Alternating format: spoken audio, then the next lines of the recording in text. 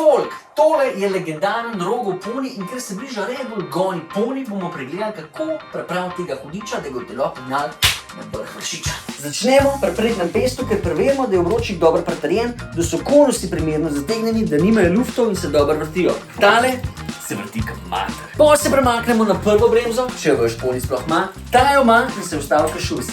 Tukaj boste pozorni, da so zavorne gumice sveže in da je površina obroča čista. Po bremzi se prestavimo na krmilni sklop, kjer poskrbimo, da krmilni ležaj nima lufta in da sta fajfa pa balanca res dobro zategnjene, kot je grizel ta breg. Pa valjda si nastaviš višino in odvig glede na tvojo telesno konstrukcijo.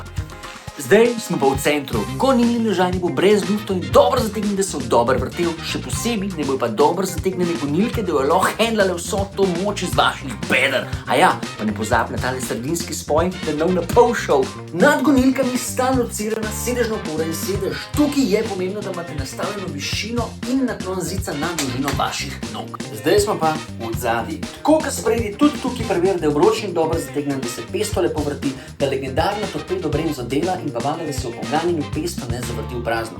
Vrš uč tudi na verigo, ker to res nočeš, da se ti strga in pa valjda prevošč svojemu poniju nove gume pa zračence, da te ne pusti na cedilu. To je zelo na hitro to, fajn zrihtite rakete, pa se vidimo 3. 6. v Kranjski Gori. Čau!